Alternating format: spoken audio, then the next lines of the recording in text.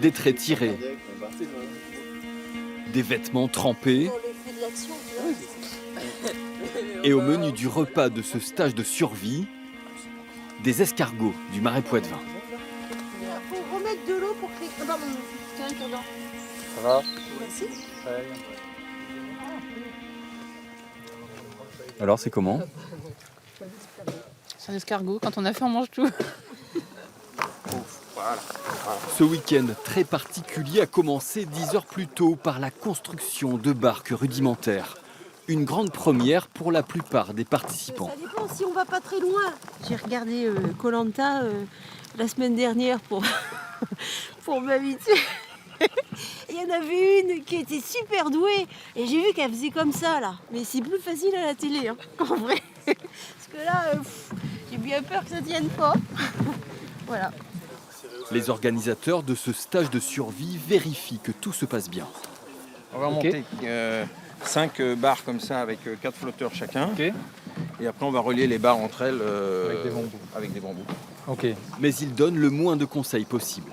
C'est fait exprès, en fait, parce que si je leur dis il faut faire comme ça, le nœud comme ça, si on leur dit tout, en fait ils vont pas vivre leur stage, ils vont juste vivre un stage qu'on leur aurait imposé en fait.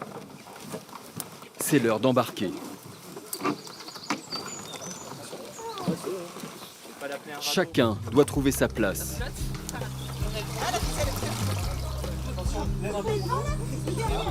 Mais aussi une technique pour avancer.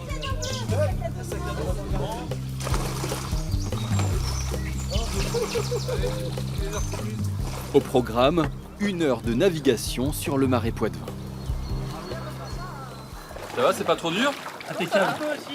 On a encore des forces. Chaque participant a payé environ 150 € pour ce stage de survie. Denis Tribaudot, lui, en a fait son business depuis 15 ans. Il y en a qui font peut-être ça pour l'argent. Moi, je fais ça pour vivre ou pour survivre.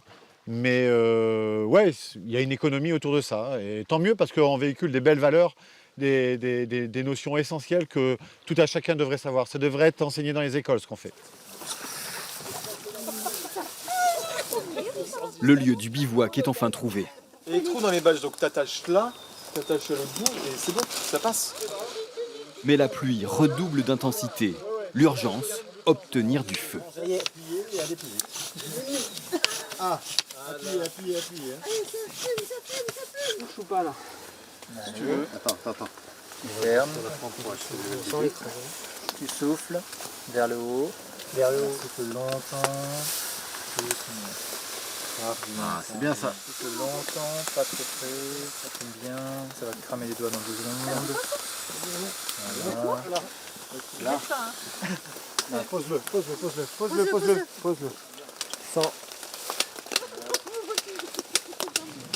C'est une belle satisfaction là d'avoir pu faire ce feu. Génial.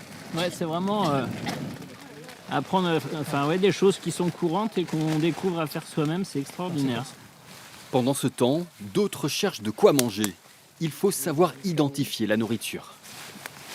On va trouver des petits champignons. Ça, on appelle ça soit les souchettes ou la foliote du peuplier. Ça, c'est merci papy. Un travail collectif qui permettra à chacun de se restaurer, mais aussi de se dévoiler. Moi, j'aime bien tout ce qui est aventure et je pense que on apprend beaucoup de choses finalement parce qu'il y a beaucoup de plantes qui sont comestibles, qu'on ne connaît pas forcément. C'est par le biais de ces stages-là qu'on apprend en fait à redécouvrir une nature qu'on a perdue finalement. Et ces périples à la dure font de plus en plus d'adeptes, plus 10% de participants chaque année en France.